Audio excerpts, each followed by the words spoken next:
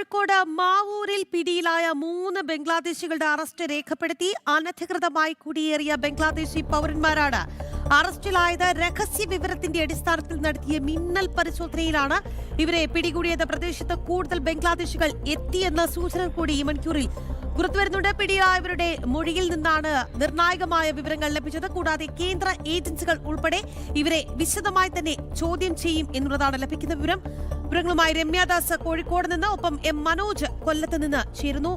ആദ്യം രമ്യയിലേക്കാണ്. രമ്യ, വീണ്ടും ബംഗ്ലാദേശികളുടെ സുരക്ഷിത താവളമായി കേരളം മാറുന്നോ എന്ന ചോദ്യം തന്നെയാണ് ഉയർന്നത്. 3 പേരെ പിടികൂടിയിട്ടുണ്ട് എന്ന് പറയുമ്പോൾ കൂടുതൽ പേർ ഈ പ്രദേശത്ത് എത്തിയെന്നും ലഭിക്കുന്നുണ്ട് സൂചനകൾ. എങ്ങനെയാണ് ഇവരുടെ പേരുവിവരങ്ങൾ, ഇവരുടെ പശ്ചാത്തലം, എങ്ങനെയാണ് ഇവർ ആ വ്യാജ ആധാർ കാർഡുമായി കേരളത്തിലെത്തിയത്?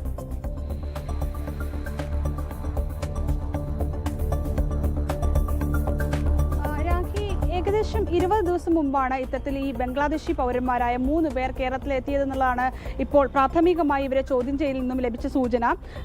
ഈ ബംഗ്ലാദേശി സ്വദേശികളായ മുഹമ്മദ് ബുലാ ഹുസൈൻ, മുഹമ്മദ് ഹസൻ അലി, മുഹമ്മദ് മെഹദി ഹസൻ എന്നീ 3 പേരാണ് നിലവിൽ ഇപ്പോൾ മാവൂർ പോലീസിന്റെ പിടിയിലായിട്ടുള്ളത്. കാരണം ഈ മാവൂർ കൽപ്പള്ളി പ്രദേശത്ത് ഇത്തരത്തിൽ ഇതര സംസ്ഥാന തൊഴിലാളികളെല്ലാം തിങ്ങി പാർക്കുന്നയിടമുണ്ട്. അത് വീടുകളിലായിട്ടും അതുപോലെ തന്നെ വാടക ക്വാർട്ടേഴ്സുകളിലായിട്ടാണ് ഇത്തരത്തിൽ ഇവരെല്ലാം ജീവിക്കുന്നത്.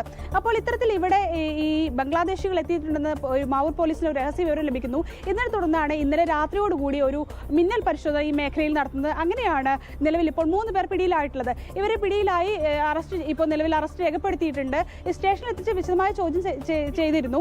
ഇതിൽ നിന്നാണ് കൂടുതൽ പേർ, അതായത് ഈ 3 പേരല്ല അതിലും കൂടുതൽ പേർ ഈ മേഖലയിലേക്ക് എത്തിയിട്ടുണ്ടെന്നുള്ള ഈ ഒരു വിവരം കൂടി ഇവരിൽ നിന്നും നിലവിൽ ഇപ്പോൾ ലഭ്യമാകുന്നത്.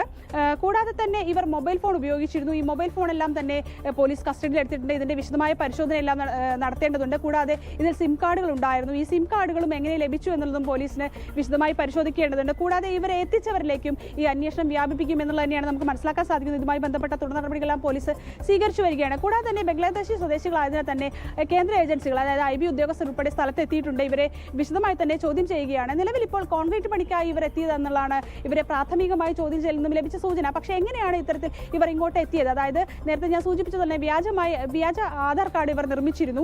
അപ്പോൾ ഈ നിർമ്മാണത്തിലേക്കും എങ്ങനെയാണ് ഇത്തരത്തിലൊരു വ്യാജമായ ആധാർ കാർഡ് ഇവർ നിർമ്മിച്ചത്, കൂടാതെ സിം എങ്ങനെ കിട്ടി, ആരാണ് ഇവരെ ഇവിടേക്ക് എത്തിച്ചത് തുടങ്ങിയിട്ടുള്ള നിരവധി കാര്യങ്ങൾ ഇവരിൽ നിന്നും ചോദിച്ചറിയേണ്ടത്. പ്രാഥമികമായി ഇവരെ ചോദ്യം ചെയ്യലിൽ നിന്നും ലഭ്യമായിട്ടുള്ള വിവരം ഈ 3 പേരൊഴികെ, ഈ 3 പേരെ കൂടാതെ കൂടുതൽ പേർ ഈ മേഖലയിലേക്ക് എത്തിയിട്ടുണ്ട്, ഇവിടെ ഈ ഭാഗങ്ങളിലായി ഉണ്ട് എന്നുള്ളത് തന്നെയാണ്. ഇതുമായി ബന്ധപ്പെട്ടുള്ള വിശദമായ പരിശോധന ഇപ്പോൾ സ്റ്റേഷനിൽ പുരോഗമിച്ചുകൊണ്ടിരിക്കുകയാണ്. എന്തായാലും ആ അന്വേഷണത്തിന്റെ കൂടുതൽ വിശദാംശങ്ങൾ ശേഖരിക്കുക. എം മനോജിലേക്ക്. മനോജ്, ഈ ബംഗ്ലാദേശികൾ കേരളത്തിൽ എത്തുന്നത് ആദ്യത്തെ സംഭവമല്ല എന്നുള്ളതാണ് വാസ്തവം. നമ്മൾ തന്നെ റിപ്പോർട്ട് ചെയ്ത വാർത്തകളുണ്ട്. മനോജ് പറയൂ, അവിടെ നിന്ന് നമുക്ക് എന്താണ് ഇതിനോടൊപ്പം കൂട്ടിച്ചേർക്കാനുള്ളത്?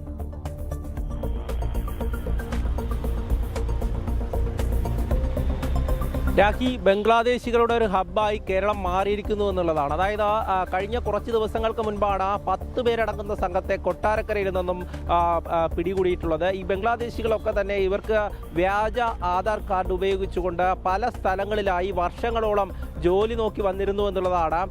ഭീകരവിരുദ്ധ സ്ക്വാഡും അതോടൊപ്പം തന്നെ മിലിറ്ററി ഇന്റലിജൻസും നിരീക്ഷണം ശക്തമാക്കിയിരുന്നു. ഇവരൊക്കെ തന്നെ ചോദ്യം ചെയ്തതിലൂടെ ഇവർ ഒറ്റയ്ക്കൊന്നുമല്ല കേരളത്തിലേക്ക് എത്തുന്നത്, കൂട്ടമായി തന്നെ എത്തുന്നു, ദമ്പതികൾ എത്തുന്നുണ്ട്, ഈ കുടുംബമായി എത്തുന്നുണ്ട്. അവരൊക്കെ തന്നെ പല സ്ഥലങ്ങളിലായി ജോലി നോക്കി വന്നിരുന്നു എന്നുള്ളതാണ്. ഈ ചവറയിൽ നിന്നും ആദ്യം ബംഗ്ലാദേശികളെ പിടികൂടുന്നു. പിന്നെ അവരെ ചോദ്യം ചെയ്തതിൽ നിന്ന് കൊട്ടാരക്കരയിൽ ഇത്തരത്തിൽ ബംഗ്ലാദേശികൾ ഉണ്ടെന്ന് തിരിച്ചറിയുന്നു. അവർ പിടികൂടിയതിൽ നിന്നും പിന്നീട് അത് നീണ്ടകരയിലേക്കും അതോടൊപ്പം തന്നെ കൊല്ലം പുള്ളിക്കടയിലേക്ക് അടക്കം എത്തിയിരുന്നു. ഇവിടെ നിന്നെല്ലാം ഇവരെയൊക്കെ പിടികൂടുമ്പോൾ ഇവർക്ക് ഇവിടെ ജോലിയും അതോടൊപ്പം തന്നെ മറ്റ് താമസ സൗകര്യങ്ങളും അടക്കമുണ്ട് എന്നുള്ളതാണ്. അതോടൊപ്പം കരുനാഗപ്പള്ളിയിലെ മദ്രസയിൽ പഠിക്കുന്ന ഒരു വിദ്യാർത്ഥി കൂടെ, അതായത് ബംഗ്ലാദേശി ആയിരുന്നിട്ടും വ്യാജ രേഖകളോടുകൂടി കേരളത്തിൽ പഠനം പോലും ലഭ്യമാകുന്ന ഒരു സാഹചര്യം ഉണ്ടാകുന്നു എന്നുള്ളതാണ്. അപ്പോൾ ഇവരെയൊക്കെ സഹായിക്കാൻ ആരൊക്കെയോ ഇവിടെ ഉണ്ടായിരുന്നു. അവരൊക്കെ തന്നെയാണ് ഇത്തരത്തിൽ വർഷങ്ങളായി ഇവർക്ക് താമസിക്കുവാനും അതോടൊപ്പം തന്നെ ജോലിക്കുമായുള്ള സൗകര്യങ്ങളൊക്കെ നൽകി കൊടുത്തത് എന്നുള്ളതാണ്. നേരായ വഴിക്കൊന്നും തന്നെ അവർക്ക് കേരളത്തിലേക്ക് എത്താൻ സാധിക്കില്ല. പല നുഴഞ്ഞുകയറ്റങ്ങളും ഇതിനിടയിൽ തന്നെ സൂചിപ്പിച്ചിരുന്നു. നിലവിലെ സാഹചര്യത്തിൽ കേരളം അതീവ സുരക്ഷയിലാണ്. കാരണം ഇത്തരം ഒരു സാഹചര്യം ബംഗ്ലാദേശികൾ കൂടുതലായി കേരളത്തിലേക്ക് എത്തുമ്പോൾ അത് വലിയ ആശങ്ക ജനങ്ങളിൽ ഉണ്ടാക്കുന്നു. അതുകൊണ്ട് തന്നെ മിലിറ്ററി ഇന്റലിജൻസും ഭീകരവിരുദ്ധ സ്ക്വാഡും നിരീക്ഷണം ശക്തമാക്കിയിട്ടുണ്ട്. അതുകൊണ്ടാണ് തുടരെ ഇത്തരത്തിൽ ബംഗ്ലാദേശികൾ പിടിയിലാവുന്നത്. ഇപ്പോൾ കോഴിക്കോട് മാത്രമല്ല മറ്റ് പല ജില്ലകളിലും ഇത് തന്നെയാണ് പല ജില്ലകളിലെയും അവസ്ഥ ഇതൊക്കെ തന്നെയാണ് എന്നുള്ളതാണ്